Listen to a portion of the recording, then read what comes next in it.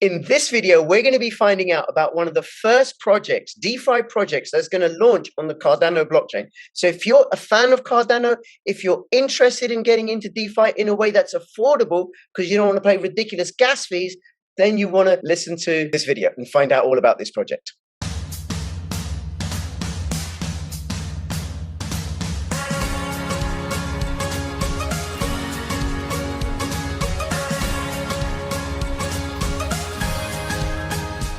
Please follow me on Twitter and join my official Telegram announcements channel. Also, please follow me on bittube.video. You can also follow me on Odyssey. These are both censorship-resistant platforms, and every now and then I am going to post a video which isn't going to be on YouTube. To find the best cryptocurrency investments, check out Token Metrics. Use my affiliate link for a discount. Hey, Steve, thank you so much for making yourself available. Oh, it's a pleasure. Thank you so much for having me, Rich.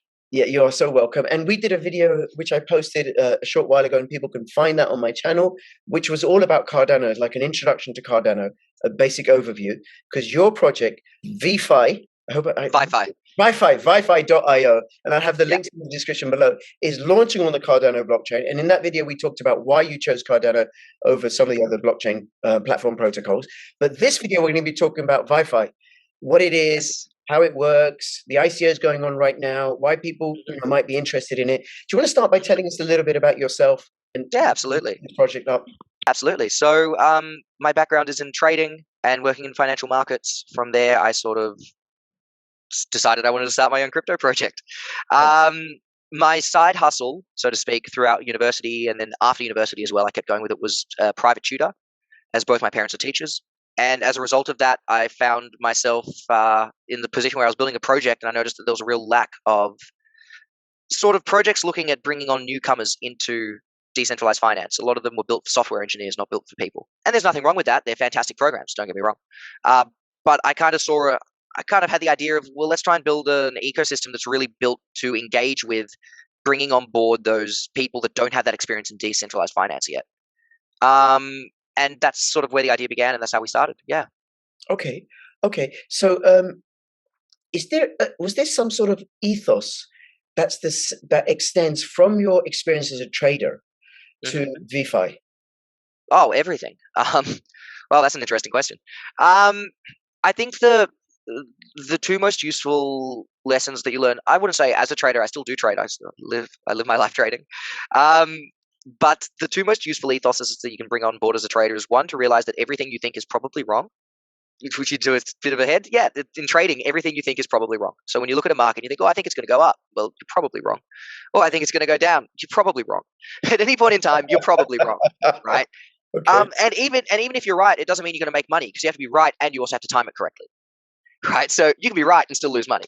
So very quickly, you learn that, I need to be able to look into myself and go, yes, whether I have the ability to control as much as I can, but outside of what I can control, I can't let that destroy me, right? Okay. And that's the advantage of realizing that everything you think is probably wrong, right? Because if you've got this sort of nice, comfortable air of skepticism and a nice, comfortable understanding that you don't know everything, it sort of allows you to engage in a way that I think makes you a better person, because it just means that you're engaging in a way that is, one, inquisitive, but also not belittling others, because you recognize that you don't know much. I don't know what moves markets. Okay. They just move. Okay. And how does that shape the VeFi project? Oh, absolutely. Multiple ways.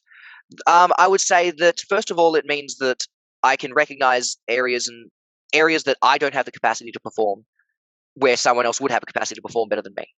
And one of the most important parts of running a project isn't necessarily thinking I'm going to do it all. It's thinking I'm going to get the best people to be able to do what's needed to be done.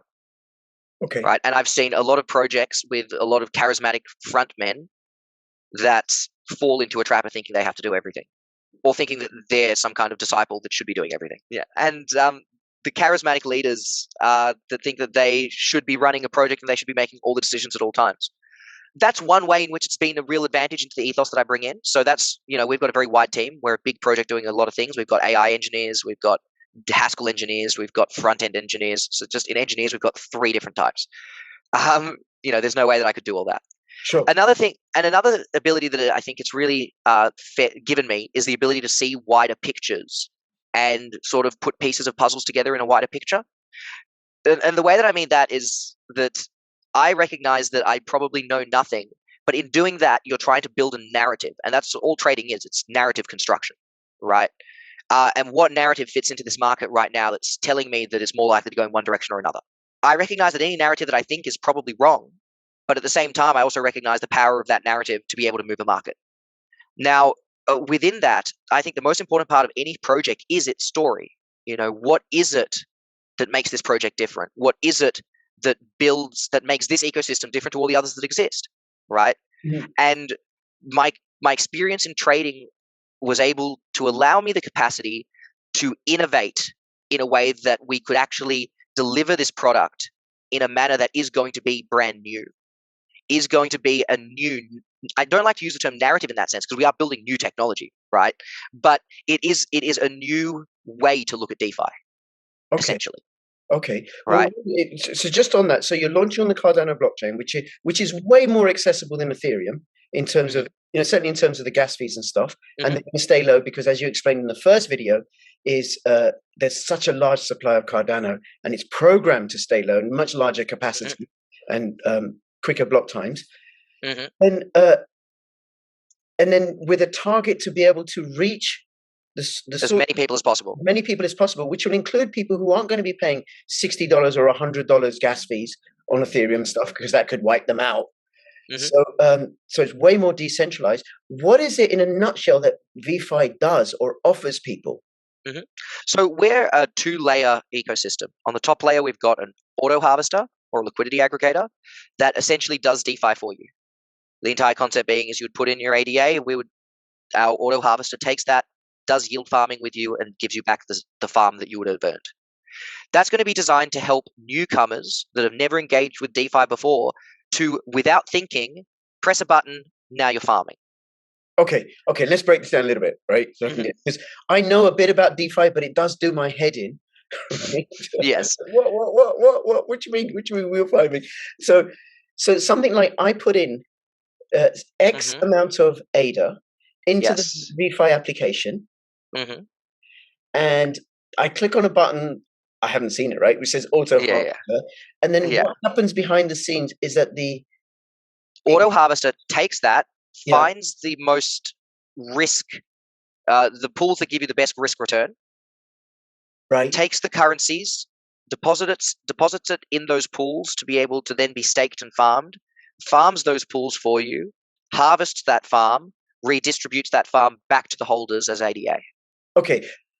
Now this might be like liquidity mining, like what happens on Uniswap or something, or it might be like taking loans and stuff, offering loans and interest and stuff, or staking rewards, right? So that does it all automatically for me, and then I get the rewards. So it is a set and forget yield farming application, which is yes, that's it. So I don't have to scour the web looking for which one's going to give me the best yield farming returns and then try and work out this application. This does it all for me, right? Yes, that's correct. That's absolutely perfect. But there are no DeFi applications on Cardano blockchain, as far as I understand. Not yet, anyway. That's it. So this is where our second layer comes in, right? So we realistically can't begin with an auto harvester with nowhere to go. Yes. So we're actually constructing that bottom layer, which is going to be a DEX, a decentralized exchange, which allows for those functions much like other DEXs in other ecosystems. This one's not designed for beginners. This one is a fully fledged DEX, right? Now, what we're really focused on doing, though, we're building that DEX so we can launch with the DEX. Then we're building the auto harvester. Now, that auto harvester is essentially just automating the functions that are taking place in the DEX down below, right? We're just doing that for people. Right. But if people can manage that themselves, then they don't get charged, our 5% maintenance fee and 15% fee that gets distributed to our token holders for using our auto harvester. Now, 20% of farm is, that's exactly the same amount that any hedge fund, it's actually less than the hedge fund would charge you because they'd also charge you on capital. So it's not an expensive cost for having someone manage your investment. But if you have the time and you're willing, we want to build an educational layer, or we're building an educational layer that will take you from that automated level through to the manual level where you can manage it yourself. So we want to be teaching those newcomers who have the interest and who have the capacity to learn. We want to give them all the resources to be able to learn how to manage this on their own. Because that's the power of decentralized finance. It's not letting someone else manage stuff for you. The power of decentralized finance is you can now do this for yourself. Right. Okay. And then that DEX, does the takes that money and puts it in converts it in the different DeFi applications? Well, no. The auto harvester converts into different DeFi applications. The DEX is a classic DEX, right? They're actually two separate systems. Okay. Top layer auto harvester, bottom layer decentralized exchange. Educational layer that takes users from the auto harvester, where we do it for them, through to the decentralized exchange, where they do it for themselves. Right. Okay. But you said that this is where the layer 2, because I said that there's no DeFi applications on Cardano. So what happens in the back end? In the back end, that layer, I should add, that top layer, the auto harvester, that's going to be released in about 6 months once the ecosystem has actually begun to grow. Because exactly what you're describing, we can't know what the ecosystem is going to look like now. As a result, we can't figure out risk rewards on any tokens anywhere in the Cardano ecosystem because that capacity doesn't exist. Right. Now, our auto harvester is going to be run by what's called a neural net, which is essentially a machine, an AI, which teaches itself how to optimize systems.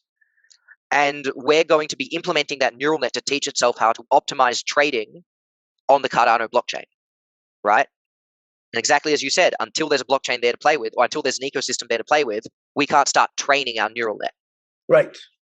So there will be a period of time where we are launching with our DEX, then we are constructing and training our neural net and auto harvester, and then about 6 months later, we're launching with our auto harvester and neural net.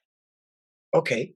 All right. So you've got the auto harvester, the neural net, which is AI, which is collecting data and then using that data in the most efficient way possible, efficient and profitable manner. And then there's also a yield aggregator. So the yield aggregator is another name for a auto harvester, right? So an auto harvester is calling it from the name of you put your funds in, then we automatically harvest those funds for you. Auto harvester. Liquidity aggregator is looking at it from the perspective of everyone adds their funds into a liquidity pool, and then all the funds together, i.e. aggregated, get sent out to farm. Right. So they're both the different word for the exact same thing. Okay. So then I need ADA to use this application from what you said. So where does the ViFi token come in? The ViFi token comes in. Oh, absolutely. So we have a system called the bar that sort of ties this all together. The bar is where users can stake their ViFi, so our token, and a percentage of all the fees made on our exchange and a percentage of all the harvest made through our auto harvester are distributed to those that are staked at our bar. Now, with respect to that, fees are paid in the native token or in ADA? Yes, they're paid in ViFi. Right, and we're actually using that as an ability to create an upwards pressure on our token, because if we're taking people's liquidity, harvesting it across the Cardano ecosystem, we bring back that harvest from the Cardano ecosystem, and then 15% of that will then be used to purchase ViFi and distribute between the holders at the bar. Right. So now we've created a system where we're able to aggregate income from outside of our platform and then distribute that external income to holders of our token. Okay. And is there a limited supply of ViFi? Yes, there is 450 million, and that's going to be released over the next 4 to 6 years through farming. And it's also a governance token, I should add, which means that anything that I say on numbers in terms of how long it'll last, or how long it's going to take to farm, or what the farming rates would be, that's actually not my decision. That's going to be the choice of the governance token. Right. Okay. Now one of the things I like about this is the passive income element, because I could use this, farm ADA, get paid in ViFi that I'm staking, and then keep getting paid in ViFi, And that's the entire idea, right? So it's this loop that we've created, whereas you stake ADA to put it in the auto harvester, that goes off and harvests, pays you back, those funds are distributed to the bar. Now, you've also got some liquidity in the second layer where you're farming some stuff, you're getting paid out in ViFi for farming in our second layer, but then instead of selling it, you're going, oh no, I can take that ViFi and I can compound it by adding it into our bar. Right, so that means that users that aren't engaging with the auto harvester but are engaging with the DEX are still able to access the profits from that auto harvester. Yeah. And users that are accessing the auto harvester can purchase ViFi and still access profits from the DEX. Okay, very good. Now, where the staking rewards in ViFi, where are they going to come from? Is it like they're going to be purchased on the open market? Yes. So you'll be able to purchase Wi-Fi once we list on the open market for sure, and once we list on the DEX, once we launch our DEX, you'll be able to purchase directly from our DEX through our liquidity pools. Right. But in terms of for the rewards, are they going to come from the supply Oh, that's been set aside? yes. Yes, Right. the rewards are going to be set from the supply that's set aside, and we're going to have a descending pay ratio that goes like that. So the people who come onto the platform initially are going to be rewarded with a higher return than in 3 years' time, for example. So there's an advantage in getting in early. Absolutely, there is. I'm actually going to be releasing the emission schedule in the next week, so that's something to look forward to. Right. Okay. Okay. And then any idea of what sort of percentage returns on the stake? No, not yet. Right. I honestly, any number I say would be a complete shot in the dark. So I suppose it depends upon how well the auto harvester does, how many people are using that, how well those how many applications do. and how much they're paying out. Like, how much is MinSwap going to be paying for their farms? I don't know. Now, So, there are risks with this project. There are risks with the auto harvester. There's of course. risks with the DEX. Do you want to go through some of those broadly? Absolutely. So, the biggest risk that you hold in any DEX is impermanent risk, which means essentially you're supplying two currencies so that the DEX can perform exchanges. Now, if one of the currencies that you have supplied goes through the floor, so it just drops in value, you're going to lose funds. You're going to lose value. You're not going to lose funds, but you're going to lose value of your funds. An example of this would be, let's use Ethereum, something on Ethereum, right? You had Ethereum, you want to go into sushi swap. You exchange half your Ethereum for sushi, but then sushi halves in price. Now, instead of having everything as Ethereum that stayed where it was or went up, you've got half Ethereum and half sushi, and that half is just halved. Right. Right? So there, you've just lost a quarter of your money. There's an example of where there's risk. Now, this is what we want to be helping people with through our auto harvester, because the average person doesn't have the capacity to be able to engage with 15 separate liquidity pools. You just don't have the funds to do that, right? So most people will pick one or two, put their money in, and go for it. But if they pick badly, then all of a sudden, that drops out the floor, they lose money. What our auto harvester does, and this is where now I like to refer to it as a liquidity aggregator. What our liquidity aggregator does, because we aggregate everyone's liquidity, we're able to access more farms at once because we're able to distribute that risk across multiple projects, right? So if any one farm does badly, chances are we've got another farm that's done just as well, or alternatively, we've got multiple farms that haven't done badly. So it averages out that risk across a lot of farms, right? That's the advantage that new users get from using that auto harvester, is that they don't have to think about which one do I pick. How about instead of picking one, just pick all of them? Okay. Okay. And what about, I mean, the other risk might be the yield farm that you actually put money in. You know, if it turns out to be a rug pull or there's some bug in the code. So what sort of DeFi applications will the yield aggregator go to?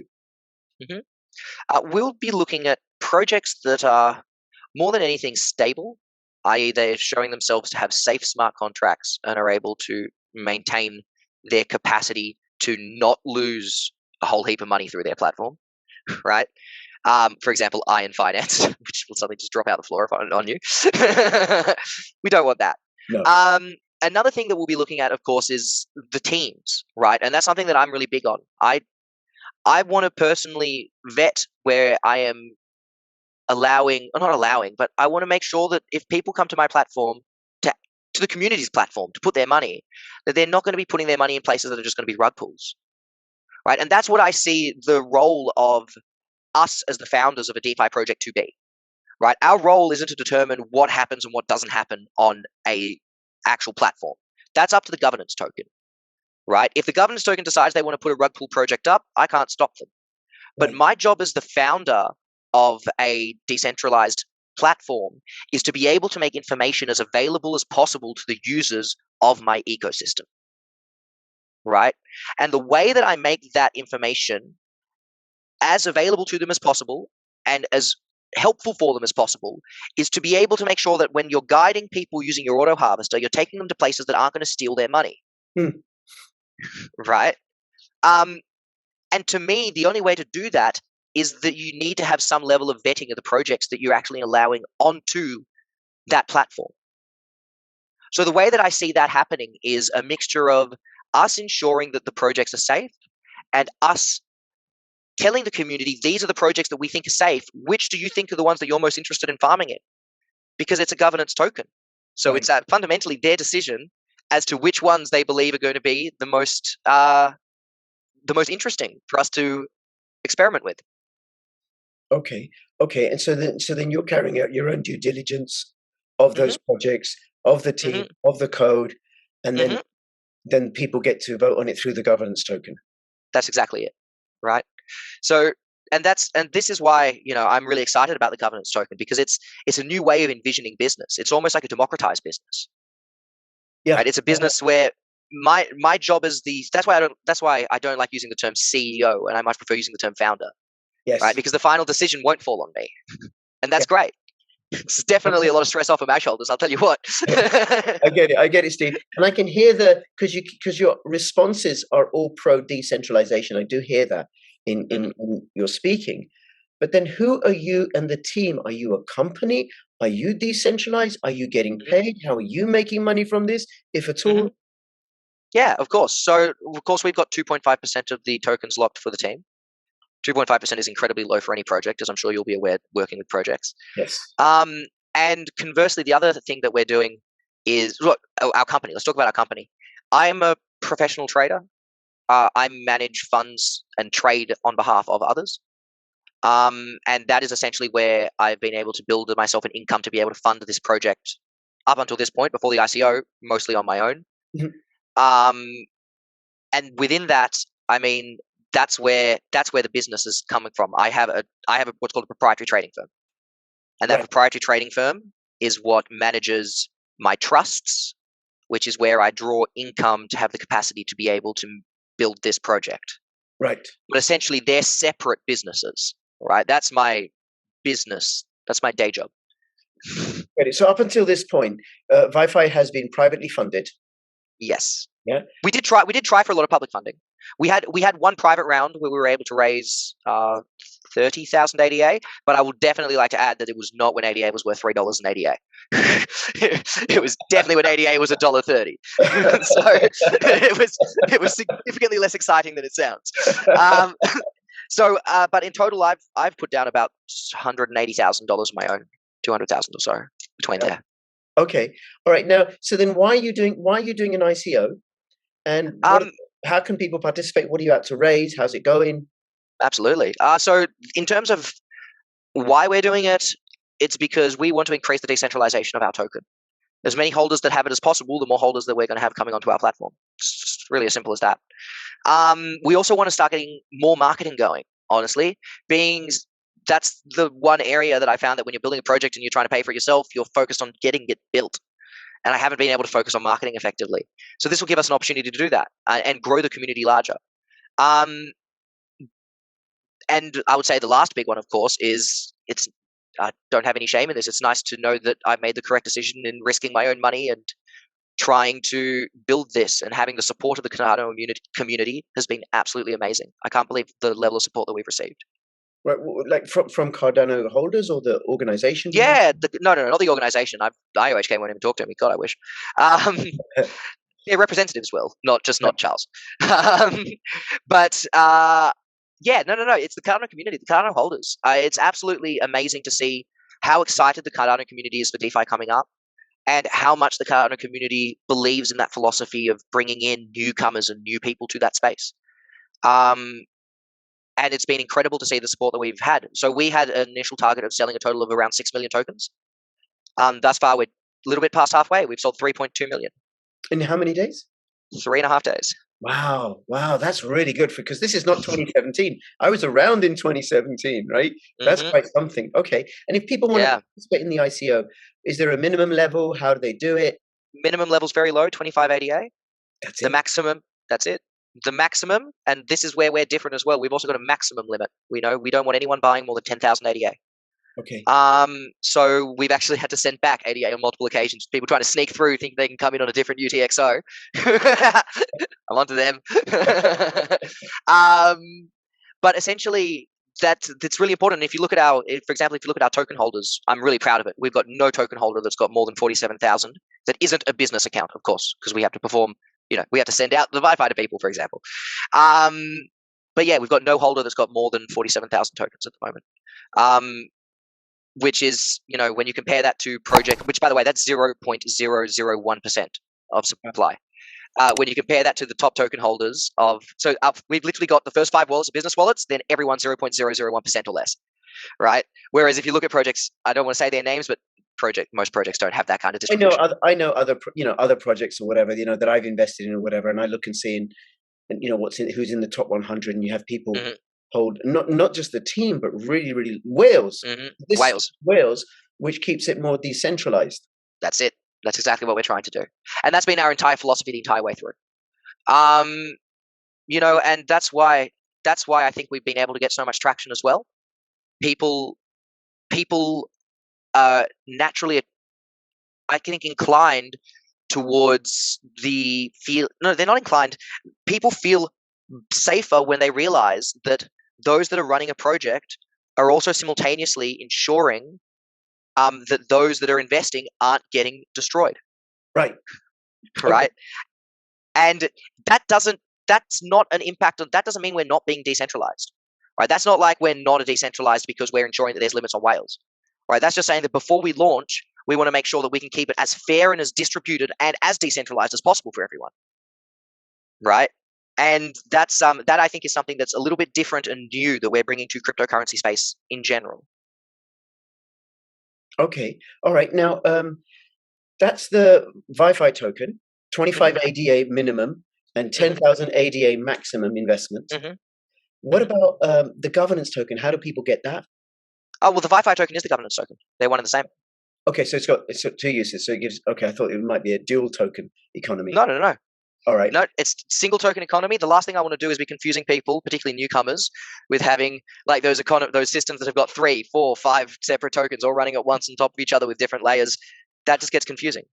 Right. Okay. And we want to help people. All right. Now, when does the ICO end? The ICO is going to end on the 10th of September. Right, not very long. And not long, no. If you exceed your target, I mean, if you reach your target, we can't. ICO end? We can't. Yes, if we reach our target, the ICO will end. It's literally impossible to be able to exceed our target. That can't happen. And anything that we don't get that isn't exceeded is going to be split between our farming and split between our upcoming, God, why is this in my head? Treasury is going into our treasury, which means the governance token will have control. Right. And why is it impossible to exceed the target? Have you programmed in that you can't get more? No, we've literally got one big smart contracts don't exist yet, so we can't strictly program that in, right? But we've essentially got a wallet that contains all the Wi-Fi, literally all the Wi-Fi.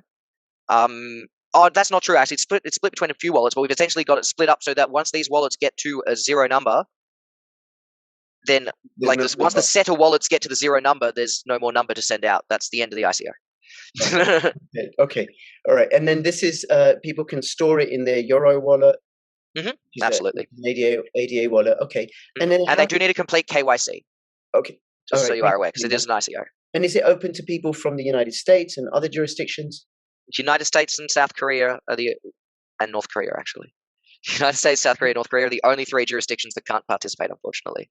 Right. Okay. And that's to do with those government regulations, not yours. Absolutely. I wish they could participate. Particularly, I've had Koreans that have been super sad at me. They're like, why can't I partake? And I'm like, I really wish you could. Like, I don't want to go to prison if I ever visit Seoul. And I hear it's a beautiful city. I'd like that option.